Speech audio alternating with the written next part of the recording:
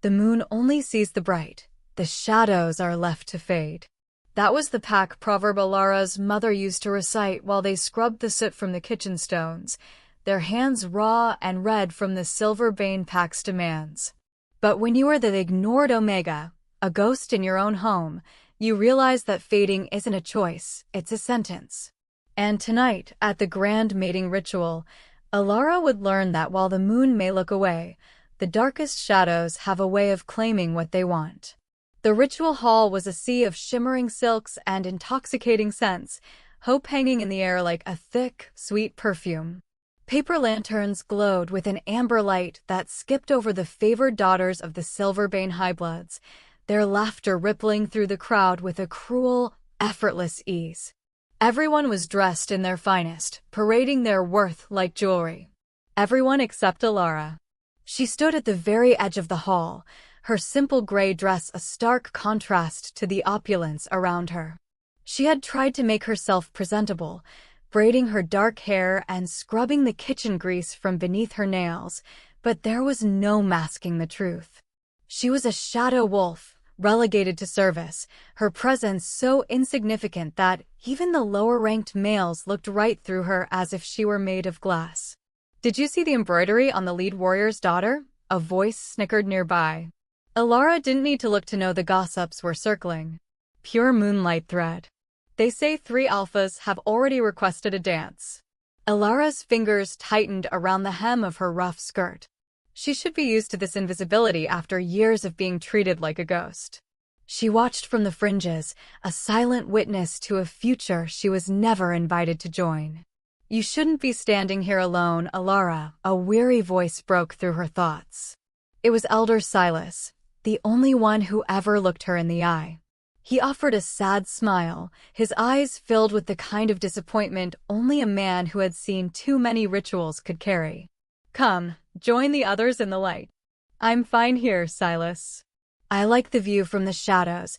Alara forced a lightness into her tone that didn't reach her eyes. They both knew it was a lie, a thin veil over the sting of being unwanted. Silas patted her shoulder before moving away, leaving her to turn her attention to the raised dais where the High Alpha of Silverbane stood, his voice booming across the hall.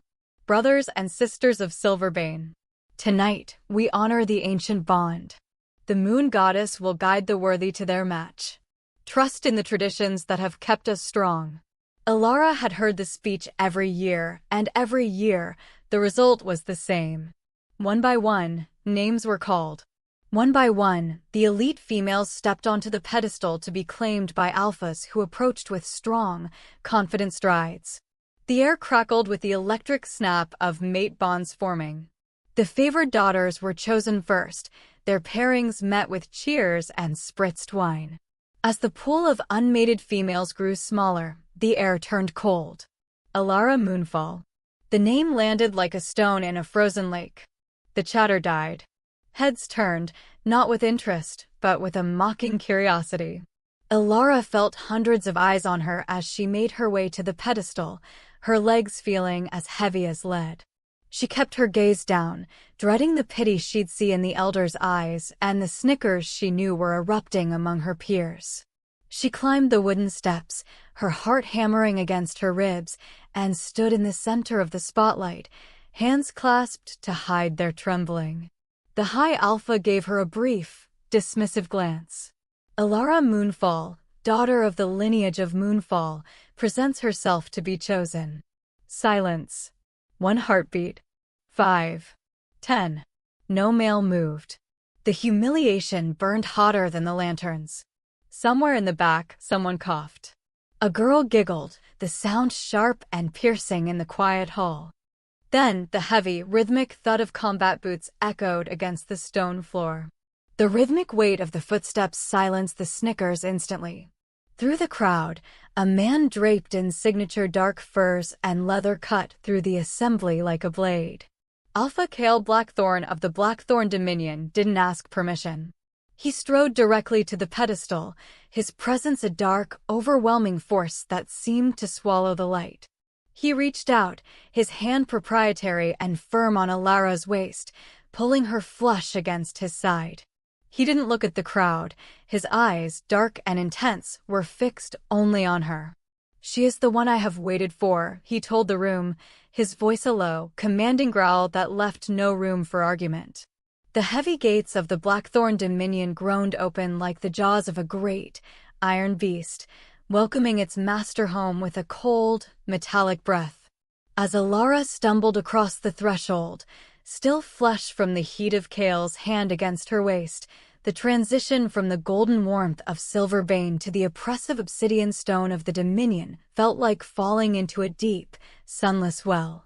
The air here didn't smell of spiced wine or honey cakes. It was thick with the scent of wet pine, sharpened steel, and the heavy, musk-laden pheromones of warriors who lived and died by the sword. Kale did not slow his pace, his combat boots ringing out in a rhythmic, possessive thrum against the cobblestones. He kept Alara pinned to his side, his grip a silent command that she was not to drift into the shadows she usually called home. She felt the weight of 1,000 gazes, hard, amber eyes peering from the battlements and the doorways of stone longhouses, all fixed on her simple, travel-stained dress. The whispers began almost instantly, sharp and jagged as the mountain peaks surrounding them. They were confused, their predatory instincts baffled by the sight of their formidable alpha bringing home a weakling who looked as though a stiff winter breeze might shatter her. "Is that it?" a female warrior muttered, her arms crossed over a chest armored in dark leather. He bypassed the daughters of high alphas for a kitchen ghost with no scent of power? The disdain was palpable, a physical pressure that made Alara's Omega mindset scream at her to lower her head and vanish. She was a shadow wolf in a pack built on iron and bone, a flickering candle placed in a fortress of storms. Kale's wolf rumbled deep in his chest, a low vibration that Alara felt through the fabric of his dark furs. He didn't acknowledge the descent, but his jaw tightened, the scars along his throat flaring white in the moonlight. He led her toward the massive stone hall at the Dominion's heart, ignoring the snarls of his sub-leaders. Alara looked up at his profile, carved from the same unforgiving rock as his territory, and realized that her salvation had a terrifying price. He had claimed her to fulfill a bloodline requirement, but in this place where strength was the only currency, she was currently a bankrupt queen. As the doors of the great hall slammed shut behind them, sealing out the judging eyes of the pack, Alara knew the silence of Silverbane had merely been replaced by the roaring challenge of the Blackthorn. The mist in the Blackthorn labyrinth did not just cling to the skin, it tasted of ancient iron and damp earth, a thick, white shroud that swallowed the sun the moment the heavy iron gates thudded shut behind the candidates. Alara stood at the edge of the choked tree line, her breath hitching as the other females, daughters of high alphas with muscles honed for war, pushed past her with predatory snarls. They drew their ceremonial daggers, ready to carve a path through the thorns, believing that the trial of shadows was a test of physical dominance and brute force. Alara, however, remained still, her fingers brushing the rough bark of a weeping willow as she felt the familiar weight of the shadow wolf within her. While the others vanished into the gloom, the sounds of their frustrated hacking and heavy footfalls echoing through the trees, Alara closed her eyes. In the kitchens of Silverbane, she had learned to move without being seen, to listen to the settling of stones and the shifting of drafts in the dark. She didn't fight the forest, she leaned into it. The Omega instincts she had once viewed as a curse, the hyper-awareness of a creature that must always stay beneath the notice of predators, now became her greatest weapon. She felt the subtle drop in temperature that signaled a clearing and the rhythmic hum of the wind through the secret gaps in the mountain stone. She moved like a ghost, her simple dress snagging on nothing as she slipped through gaps in the briars that the larger, more aggressive wolves never even saw.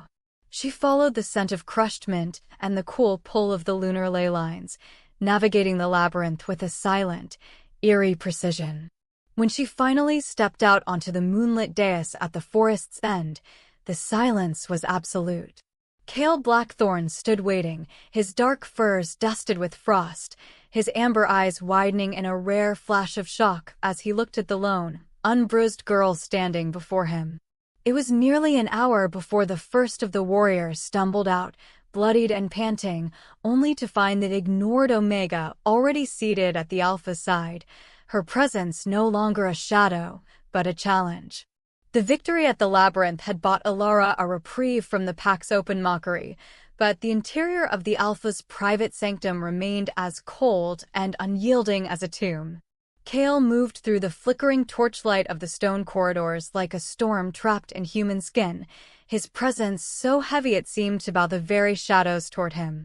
He had not spoken to her since the trial, retreating into a stony silence that felt less like a choice and more like a desperate barricade. Alara followed him at a respectful distance, her quiet, rhythmic footfalls barely audible against the granite floors, until they reached the heavy oak doors of his inner chamber. As the doors swung shut, the control Kale had maintained before his warrior shattered. He didn't turn to face her. Instead, he gripped the edge of a massive hearth, his knuckles turning white as his breath came in jagged, guttural hitches. A low, terrifying vibration began to rattle the air, not the command of an alpha, but the sound of a beast tearing itself apart from the inside. Alara watched in frozen silence as the dark veins along his neck began to pulse with a sickly, crimson light, and his eyes, when he finally glanced back, were no longer amber. They were the color of fresh spilled blood, wild and devoid of reason. "Get out," he ground out, the words sounding more like a snarl than human speech. "While you still have a throat to speak with, Alara. Go." But the Omega mindset that had served her in the shadows for years, the ability to remain still in the presence of a predator, kept her feet rooted to the floor. She realized then that his distance wasn't born of disdain for her status, but of a terrifying familial curse, a blood rage that had claimed the minds of the Blackthorn line for generations. He was a man drowning in his own ferocity, his wolf constantly trying to rip its way through his ribs to claim everything in its path. Driven by an instinct older than her fear, Alara stepped forward into the radius of his heat. Any other wolf would have bristled, meeting his aggression with their own, but Alara was a kitchen ghost, a creature of soft edges and silent peace. She reached out, her cool, small hand coming to rest against the tensed muscle of his forearm. The moment her skin touched his, a strange, lunar hum vibrated through the air, a quiet counter-melody to his chaos. The change was instantaneous. The jagged edge of his breathing smoothed, and the crimson glow behind his retinas began to recede, replaced by the familiar, weary amber of a man who had been fighting a war in his own mind for far too long.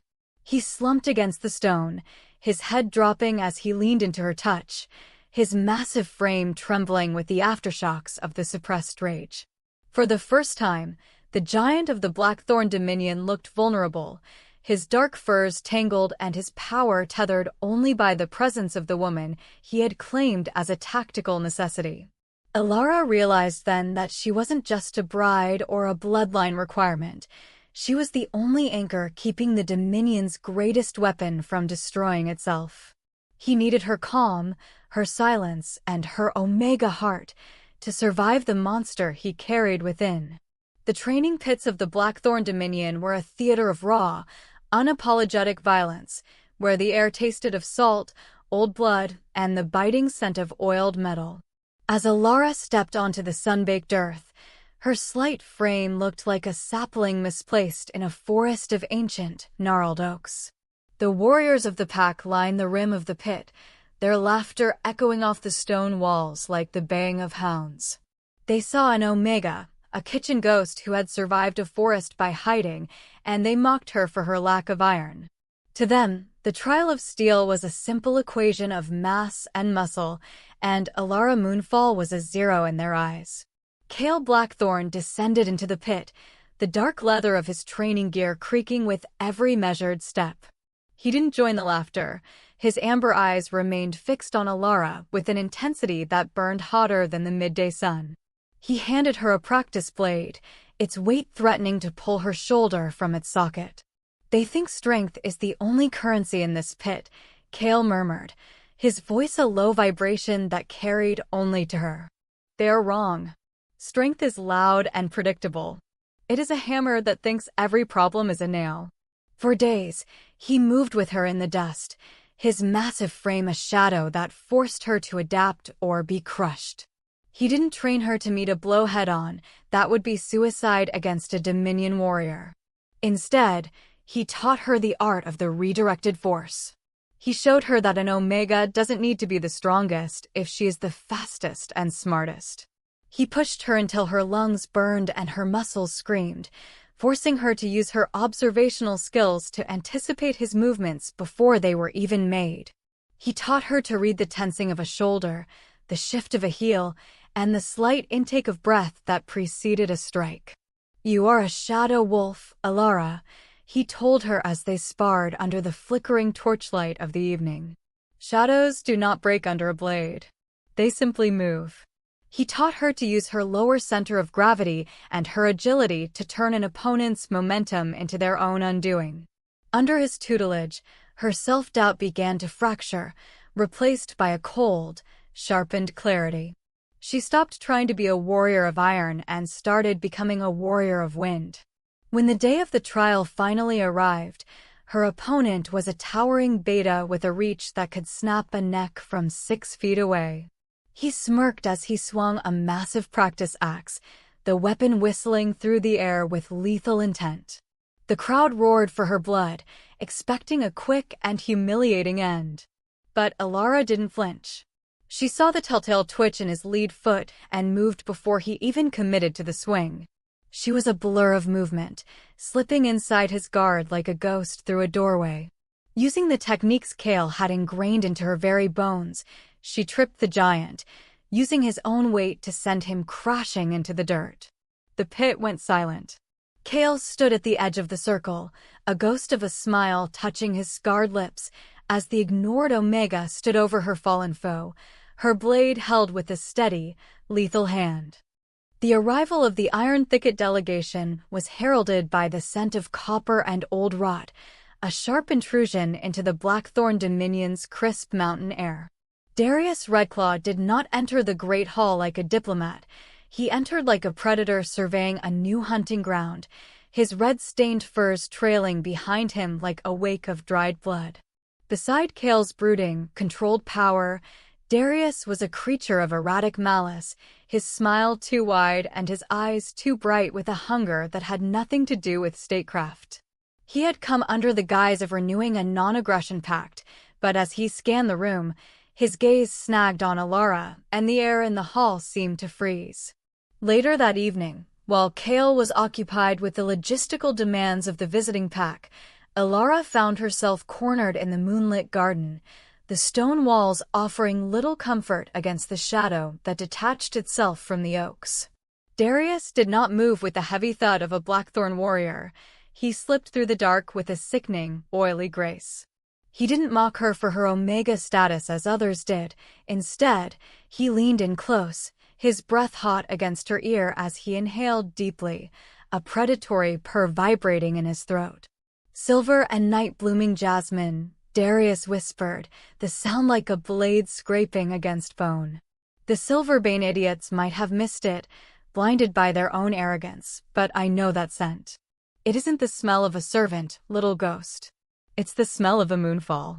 Ilara's heart lunged against her ribs, her breath hitching as the ignored Omega mask she had worn for 23 years began to crack. The Moonfall lineage was supposed to be extinct, a royal lunar bloodline that carried the power to command the very tides of a werewolf shift and the key to breaking a familial blood rage. If the Pax knew a Moonfall survived, she wouldn't be a kitchen ghost anymore. She would be a prize to be hunted, caged, and bred. "You have a very delicate secret, Alara," Darius continued, his fingers tracing the line of a stone bench with a casual, lethal intent. "Kale thinks he's found an anchor to keep his beast at bay, but he has no idea he's harboring a goddess of the old world. Imagine what the Dominion would do if they realized their Alpha's peace was built on a lie." He stepped into the moonlight, his pale eyes gleaming with a terrifying, narrow focus. I could reveal your truth tonight. I could watch them tear you apart to see if your blood really runs silver. Or, he paused, his smile sharpening into a jagged edge, you could ensure that Kale's defenses are lowered when the blood moon rises. Betray him, little moon fall, and I might just let you live as my puppet queen instead of his shadow. The threat was a physical weight, a cage of words closing in around her. For the first time, Alara realized that being ignored had been her only protection, and now that the monster Darius had seen her, the shadows she called home were no longer safe. She was being forced to choose between the man who had given her a name and the bloodline that made her a target for the entire wolf world. The air inside the sanctuary of ancestors was thick with the scent of ancient ozone and the metallic tang of destiny, a space where the mountain's heart had been hollowed out to hold the Dominion's most sacred secrets. Kale stood by the altar, his dark furs casting long, jagged shadows against the crystalline walls, his eyes fixed on the obsidian chalice that held the blood of the first wolf. This was the trial of spirit, a test designed to shatter the mind of anyone whose soul held a flicker of deceit or weakness. For an Omega, the risk was absolute. The draft was known to burn through the psyche, leaving nothing but a hollow shell. You do not have to drink, Alara, Kale whispered, his voice a low vibration that seemed to plead with her even as his duty demanded she proceed.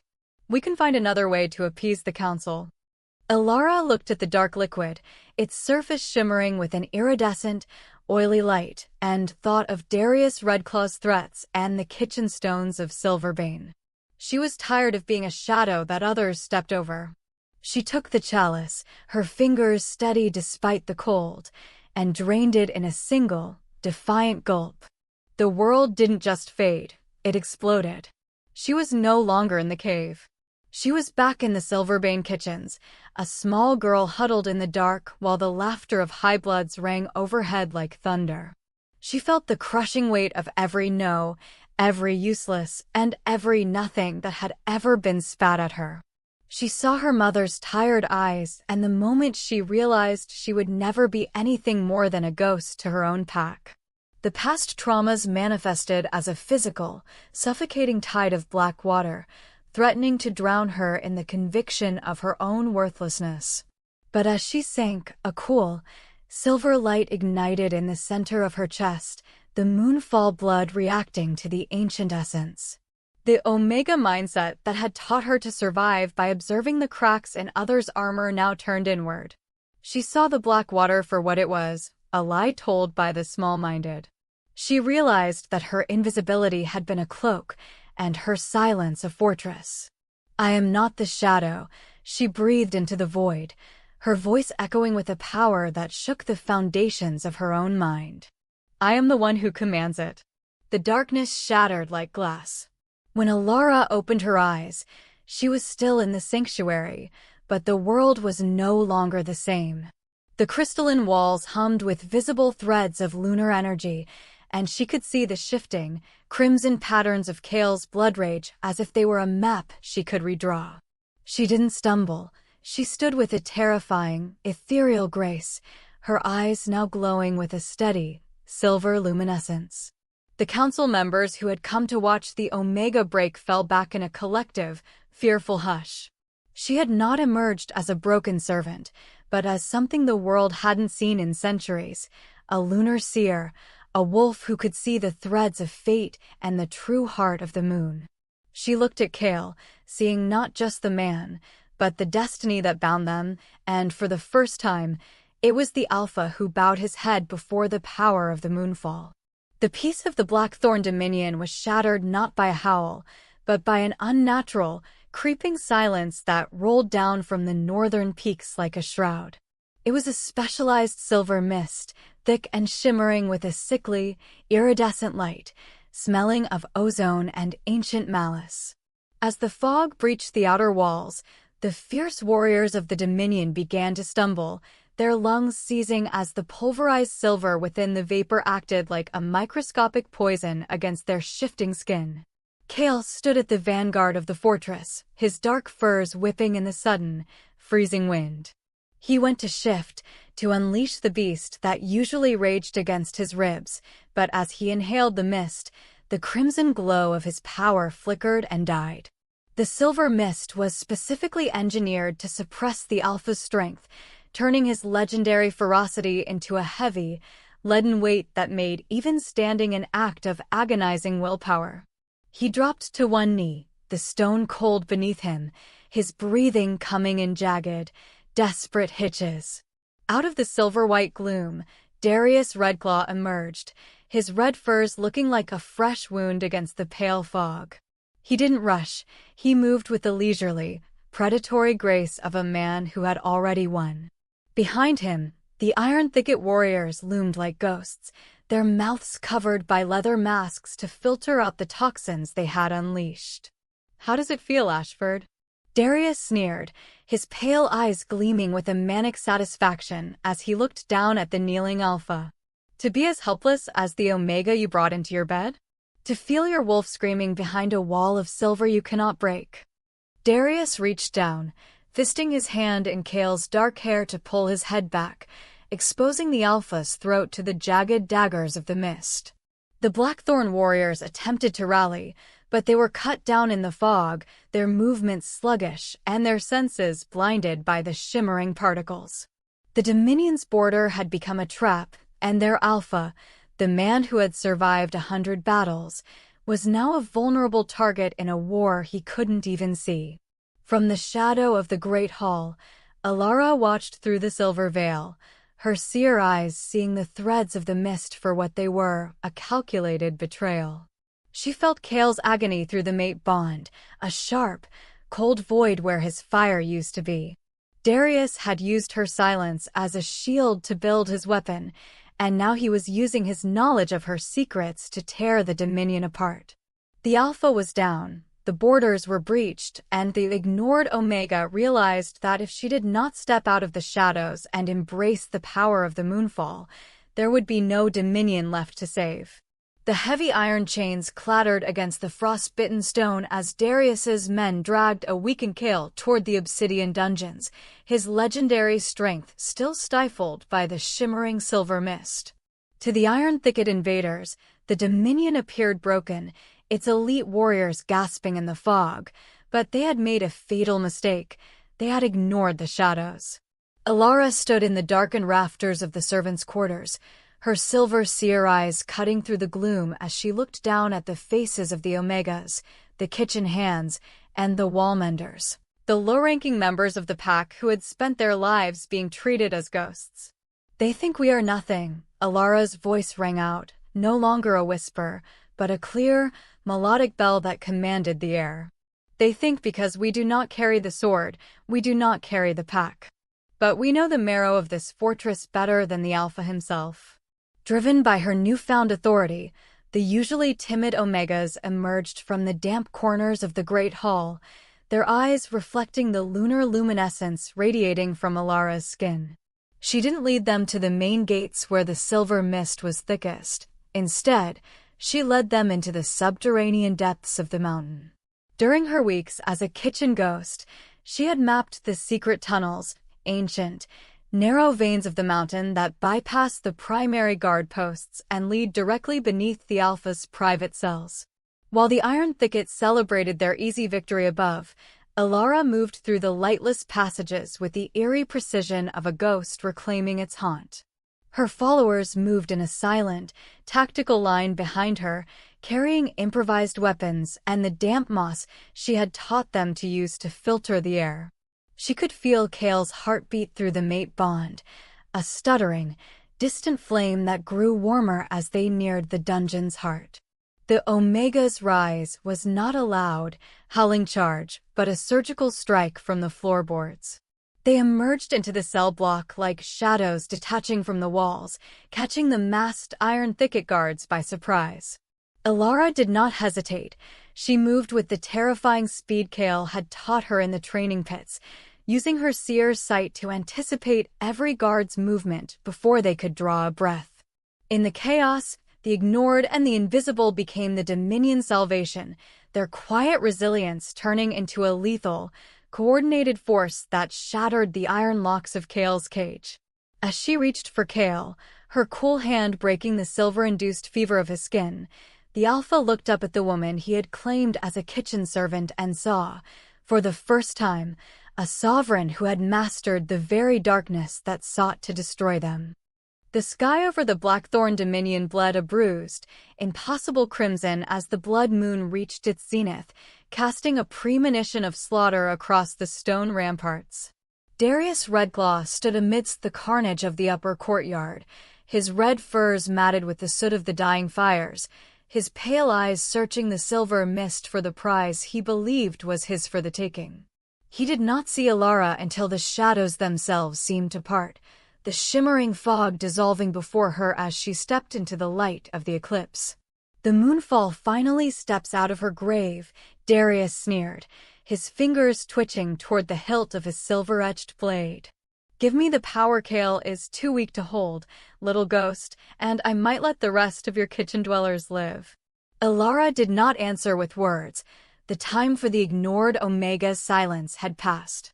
Instead, she reached deep into the core of her spirit, past the self-doubt and the Omega mindset that had shackled her for 23 years.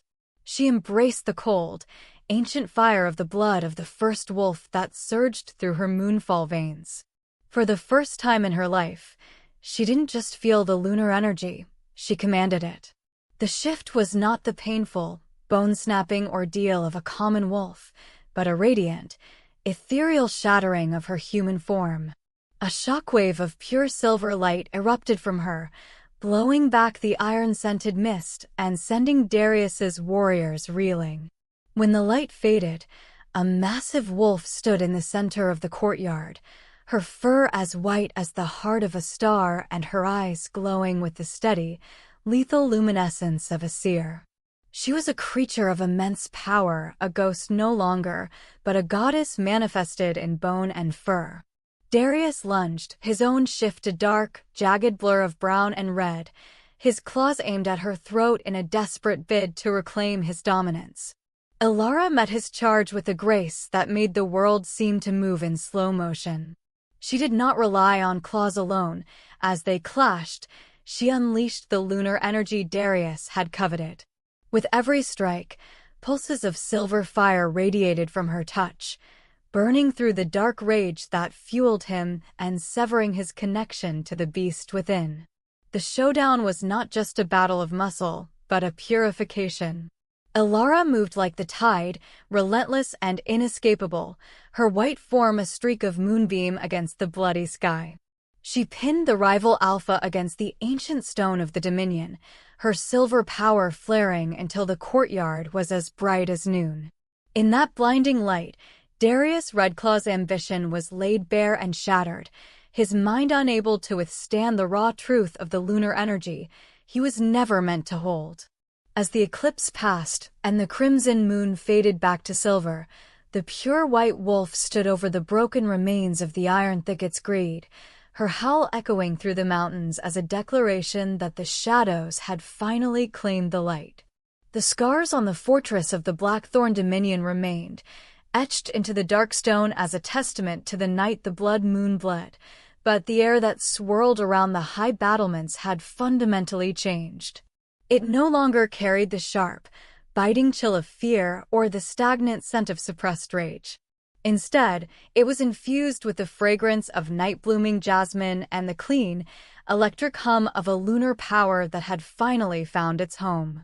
Alara Moonfall stood at the edge of the Alpha's balcony, her white silk robes catching the soft glow of a silver moon that no longer felt like a distant judge, but a constant companion. Beside her, Kale Blackthorn leaned against the stone railing, his massive frame relaxed in a way the pack had never seen before. The crimson light of the ancestral blood rage had vanished from his eyes, replaced by a steady, enduring amber. The anchor he had sought in a kitchen ghost had become his sovereign, and the tactical necessity of their union had blossomed into a bond that transcended the old laws of iron and bone. He reached out, his hand, once a tool of purely lethal intent, now moving with a gentle, proprietary warmth as he laced his fingers with hers. Looking down into the courtyard, the Dominion was a place transformed. Lanterns flickered in windows that had once been barred, and the rhythmic sound of training was punctuated by laughter and the low murmur of stories being shared. Beneath them, a group of young Omegas moved with a newfound confidence, their heads held high as they walked alongside the elite warriors. Elara had made good on her silent vow. The subterranean tunnels that had once been her secret refuge were now open thoroughfares, and the kitchen ghosts of the Silverbane past were now the honored architects of a new society. "They're no longer afraid of the shadows," Kale murmured, his voice a low vibration of pride that resonated through the mate bond. "Because we showed them that the shadows are where the light begins," Elara replied, her silver eyes reflecting the vibrant life of the pack below. The Dominion was no longer just a fortress built to withstand the world, it was a sanctuary designed to embrace it.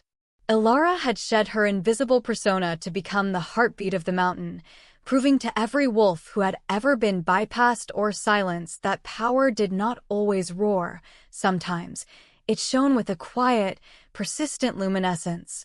As the first light of dawn began to touch the northern peaks, Elara and Kale stood together as equals, guardians of a realm where the moon saw everyone, and where no wolf, no matter how small or silent, would ever be ignored again.